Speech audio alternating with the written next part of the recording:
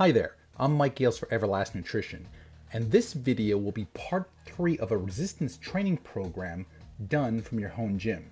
And this routine is designed to get you into great shape for this summer by having you train your entire body with 3 resistance training sessions per week. So like I said, this will be part 3 of 3, and today will be the biggest workout of the week, legs and shoulders. And if you only had to choose one workout per week, then this one that includes your legs should be it. This routine will definitely make a lot more sense if you first watch both part 1, chest and back, and part 2, biceps and triceps, and I will leave links below. And if you've already watched them, then once again you know why I'm telling you to do certain things, and I'm not going to waste any more of your time. So let's get right to it. By the end of this video, you will have all the routines that you need to get yourself into phenomenal shape, and at the end of the video I will remind you how to string them all together. And of course, many people are jaded or skeptical when it comes to trying something new like this type of workout. But hear me out. If you've trained for months or even years and you still haven't seen any results, well, then what do you have to lose? You could continue on doing the same thing and never see any difference, or you can give this routine an honest effort with the same intensity that I prescribe in the videos, not the weight but the intensity level, for 6 weeks, and then ask yourself how it worked for you. And just take notice of both how you look and also how you feel. And then when you're in shock that you got more results in 6 weeks than you have over the last year, you can come back here and leave me a thumbs up. Okay, so let's warm up. Remember, you can do whatever you like to warm up. Just spend about 10 minutes doing a mode of exercise that you enjoy to get some blood flowing. And for this workout, I'm gonna warm up using the speed bag. I'm gonna do 3 rounds with a 30-second break in between each round for a total warm-up time of about 10 minutes. Now, if you're not sure how to use the speed bag, then I will leave a link below, and that video will have you using the speed bag like a pro in no time. What I'm looking to do here is just to keep my hands moving to warm up those shoulders. I'm also simultaneously getting my brain used to something quickly traveling towards my eyes, so that I don't flinch when real punches are being thrown towards my face next week during sparring. And I like doing this speed bag as it improves hand-eye coordination, but it also keeps my mind engaged, so that 10-minute warm-up just seems to quickly fly by. After my warm-up, like we did in the previous videos, we will start with a multi-joint mass-building, mass-maintaining exercise first. And that will usually, but not always, be the exercise that's going to take the most amount of weight. And for legs, we're going to kick this off with the box squat.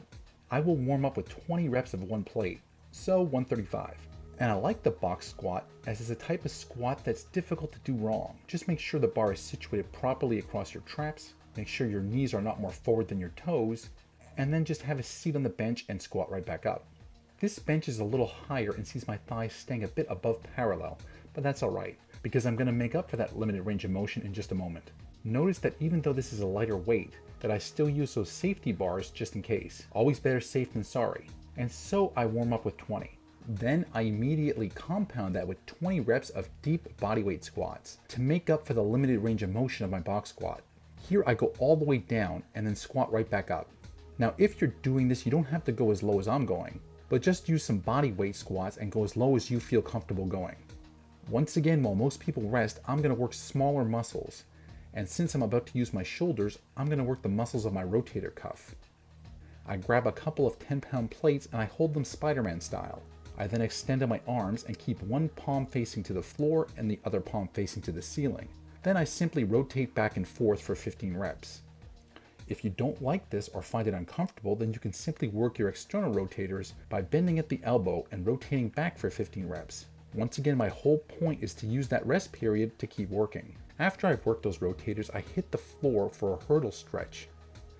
30 seconds for my left leg, and then 30 seconds for my right leg, for a total of 1 minute of stretching. After that warm-up round, I increased the weight to do 3 working sets. But unlike the other videos where you saw me doing 8 to 10 reps, I'm going to continue to do 20 reps, but with 315 pounds.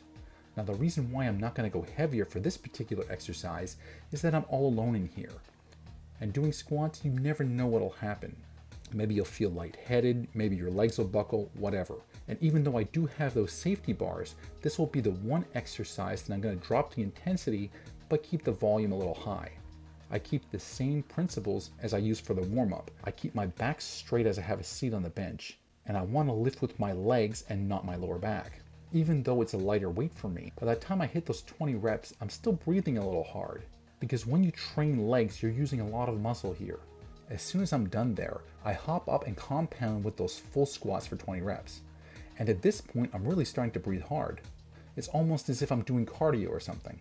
Then I grab my little 10-pound plates, and I do those 15 reps of rotations for my shoulders.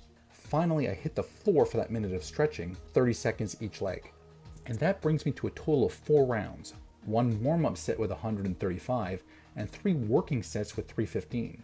Then I'm going to do a multi-joint, mass-building, mass-maintaining exercise for my shoulders, and I'm going to choose the seated shoulder press. I set up the homemade power rack so I can safely perform a barbell shoulder press. And just notice that I'm cautious of shoulder impingement injuries, and as such I barbell press to the front. And I'm going to warm up with 15 to 20 reps using 135 pounds, where I bring the bar down to about the height of my chin, and then press up. I immediately compound with a shoulder press using my elastic resistance bands. To easily configure the band, I pass it underneath this stool. But you could do the exact same thing with any chair, or simply stand on the band at the center if you're strong enough. And again, I'm compounding to push my shoulders a little more with 10 extra reps of an easier exercise, where here I simply extend my arms up overhead using the resistance from the bands. During my rest times here, again, I don't rest.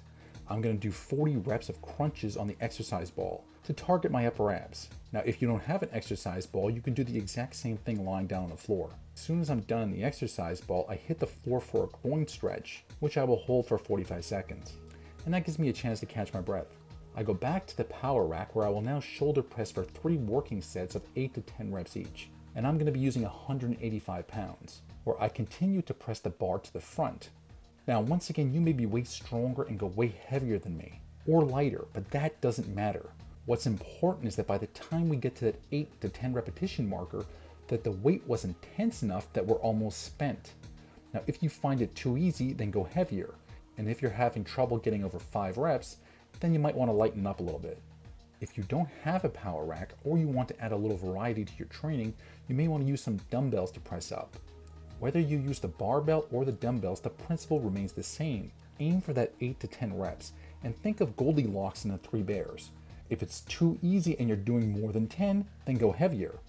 If you're doing less than 5, well, then go lighter. But if you're between 8 and 10, well, then that's just about right. And then we immediately compound that with those resistance bands for 10 reps.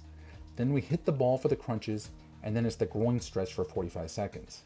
After we do that for a total of 4 rounds, the 1 warm-up set, followed by the 3 working sets, it's now time to move on to some supersets. Well, these won't technically be supersets, since we're not using opposing muscle groups, but we're still going to string together shoulders and legs nonetheless, because they don't really interfere with each other, and I also want to save some time.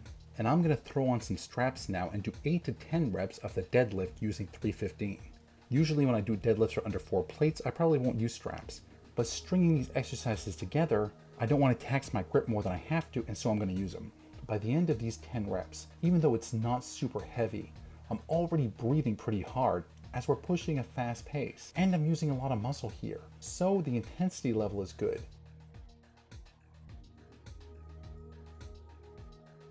Then immediately without rest, I grab 40-pound dumbbells for some side lateral shoulder raises. Again, it's not super heavy weight, and normally this isn't a tough exercise, but by doing these right after those deadlifts, it's kind of tough to make it to those 8 to 10 reps. Now, if you don't want to use dumbbells, you can try using the resistance bands for 8 reps by standing on the middle of the band. Or if that was too tough, you can elongate the band and do 1 arm at a time.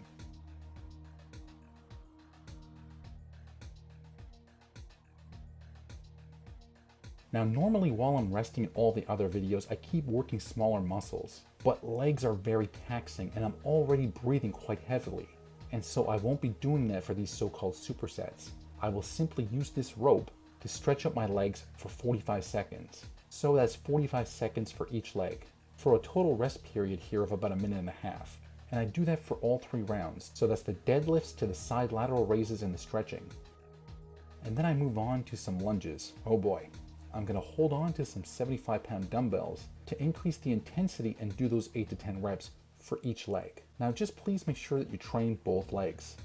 Be mindful that your lead knee does not go past your lead toe, and that your rear knee does not come crashing down into the ground, because that's going to hurt.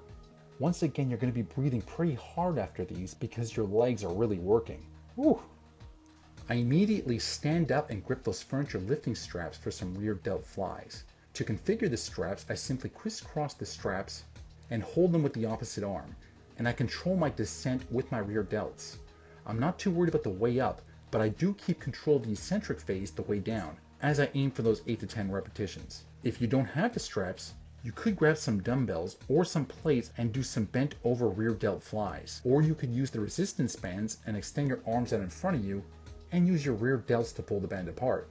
As soon as I finish those 8 to 10 repetitions, I return to that 45 seconds of stretching for each leg, for a total rest period of about 1.5 minutes. And I do this round of lunges to rear delt flies for a total of 3 rounds. I know it sounds easy, but it's not. Now for some extra credit, and seeing that this is my last workout for the week, I'm gonna finish off this week with an exercise that incorporates both my legs and my shoulders, and it's pretty intense. I'm going to do some dumbbell clean to press, using 75-pound dumbbells for 10 reps. I'm already tired, and even though these dumbbells are not really heavy, I'm breathing extremely hard after this, and I'm having a good old tough time getting to those 10 reps. Cause woo, it's pretty tough. I stretch one more time using the rope for 45 seconds each leg, and I finish with one last set of these clean to press bad boys, for a total of 2 sets. And perhaps you're in better shape than I, but at this point I'm really feeling it.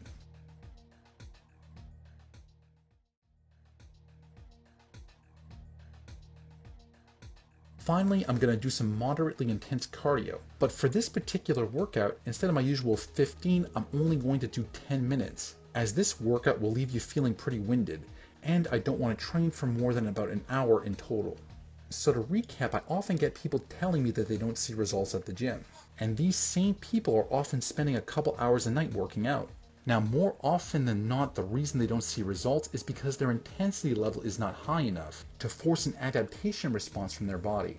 You don't need to copy verbatim what I'm doing, but you can use these same principles to create your own routine that can be done at a home gym, or at any gym for that matter, that sees your workouts being intense enough to cause your body to adapt, but also sees you done in just about an hour. I switch my routines every few months, but for now I'm still at a caloric deficit trying to get these 10 pounds off, and many of you have the exact same goal, so you can simply follow along and do what I do and get the same results. So Monday I do the first video, chest and back. Tuesday I will do the home boxing gym workout, and I'll leave a link below.